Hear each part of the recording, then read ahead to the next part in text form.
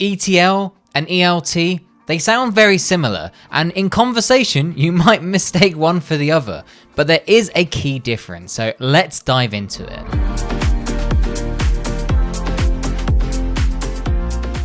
Now, let's start with ETL, which stands for Extract, Transform, and Load. Now, you may be familiar with ETL. We've actually got a few videos demonstrating how you can build your own ETL pipelines. But in summary, you're extracting data from a source, transforming it with something like Python, and then loading it into a database in its transformed state. This is quite a common process in the data engineering world and has been done for many, many years. ELT, very similar. Instead of extract, transform, and load, we are now doing the load step before the transformation. Now you may be wondering, what's the benefit here and how does that work? Now in practice, it's a little bit different as to how this works underneath, but you can apply this to the same data that you've already been working with. Now, ETL would traditionally be done using a system locally where you would extract the data from a source, such as making a HTTP request. You would then go and transform it with a Python script running locally and then load it into a database that, again, you might have locally. You could obviously put some of those steps into the cloud, but the key thing is those steps might happen locally, whereas ELT, what happens is you extract your data, you then load it into a storage bucket. That storage bucket could be Google Cloud Storage in my example that I'll show shortly, and then you can transform it with a data warehouse such as something like BigQuery.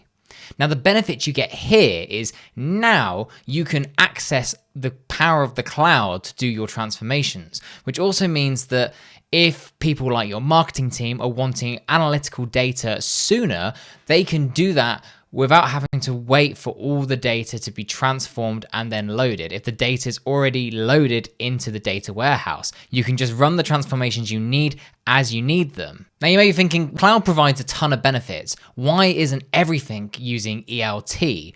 Why would you still use ETL in some scenarios? Now, it definitely depends on your use case, but let's discuss some of the advantages and disadvantages of the two. Now, let's imagine a scenario where you have a lot of raw data, but once you've transformed it and you've stripped away a lot of it, you end up with a much smaller, compact, transformed data set. And so ETL might be a better case where you're not having to store all of that raw data, which you would with ELT. Another thing to factor in as well is with ETL, anytime the data is loaded, it's already been transformed. It's already had a first pass go through it, which means the data is a little bit more consistent when it goes into your database. Whereas with ELT, you're loading that data in without necessarily checking the format or validating it. And so as a result, you might end up with a lot more issues that maybe your transformation part of the pipeline can check for. And another benefit is you can strip personally identifiable information, or PII, in the transformation step before you load it into a database, which means your database won't have any sensitive data in if you're trying to avoid that, and you can make sure it's only got like unique IDs rather than people's credit card information and so on. Now, that doesn't mean ETL is the best option here. Let's say you've got a humongous data set, and once you transform it, it's going to get even bigger. Maybe you're going to add some columns or change some fields.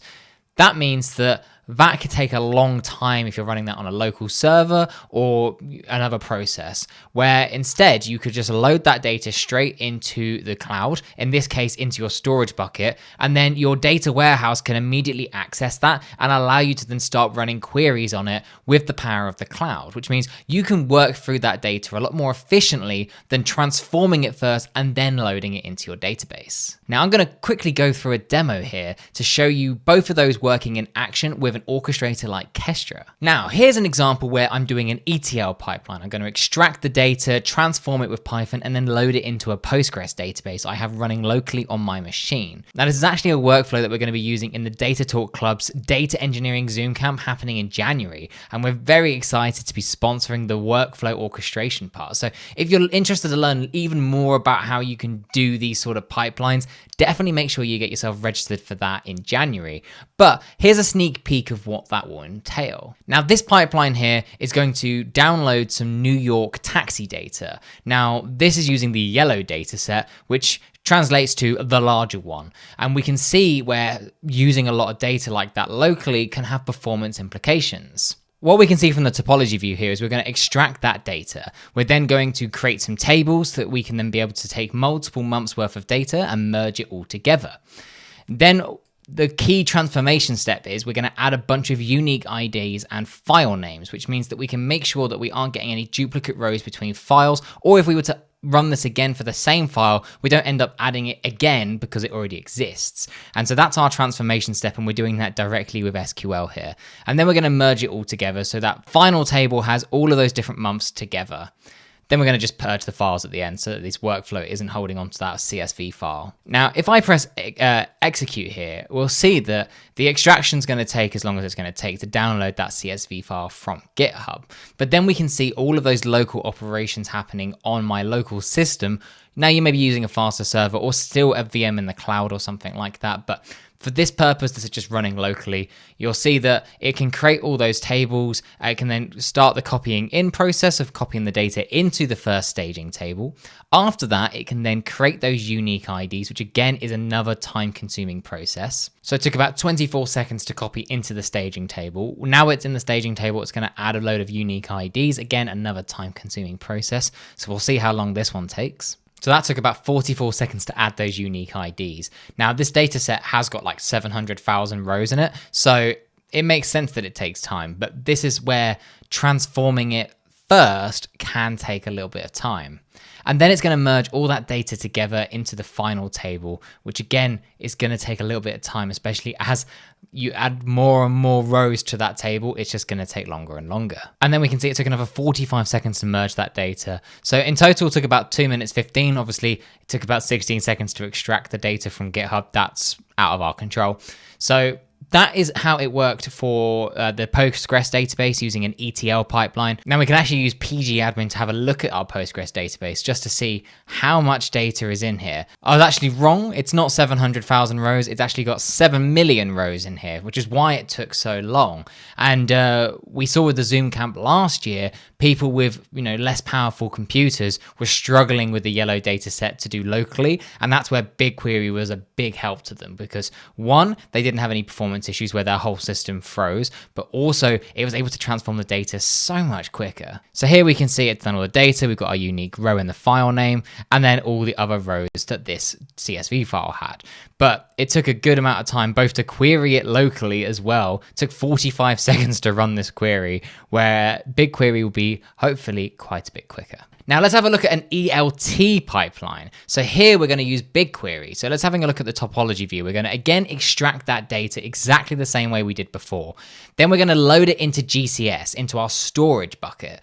This we can then point our data warehouse in BigQuery to then use that data as its source, and then it can start transforming on top of that. We're then going to create some staging tables just like we did before, add the unique ID, and then we're going to merge it all together. So let's execute this on the exact same data set that we had before and see how long this takes. Now, another thing that's out of our control is loading it to GCS. That's going to be based on the upload speed of the machine running this. You might want to look at an alternative way where you could maybe extract it using something like a Google Compute Engine VM and then load it into GCS without having to, rely on another network. But as you can see, it's about 650 megabytes worth of data, so no shock. Now the data is in our Google Cloud Storage bucket. We can actually see that it's already created the tables. It's now going to add the unique IDs. Now, if we remind ourselves, it took about 44 seconds to do that before. So I'll be curious to see how quickly it can do it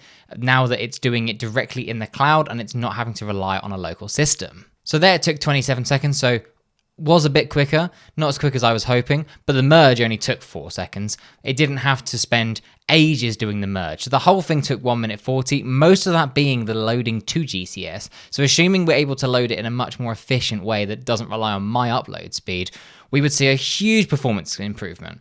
Whereas as you can see here, copying into the staging table, adding the unique IDs and merging it, all of that took a hefty amount of time, whereas we could see that BigQuery was a lot quicker. And I can actually go over to BigQuery and press preview, and boom, I can view stuff immediately. I can easily change to the 200 rows, and you can see how much quicker this is to interact with rather than having to interact with our Postgres database. So this is where using ELT has its advantages. And if I wanted to, I can now run queries on this data set too. So if I want to be able to get specific things out of it, I can do that using the power of BigQuery, which will hopefully be a lot quicker than running it on the Postgres database running locally. Hopefully that's helped you understand how you can use ETL and ELT to make your data pipelines more efficient. As I said earlier in the video, we're going to be part of the Data Talks Club's Data Engineering Zoom Camp in January. So if you're interested, I'll put a link in the description where we're going to have a full course on building data pipelines inside of Kestra. So if that's something that interests you, make sure to follow that. And if you enjoyed this video, make sure to subscribe to the Kestra YouTube channel. It helps us out a load.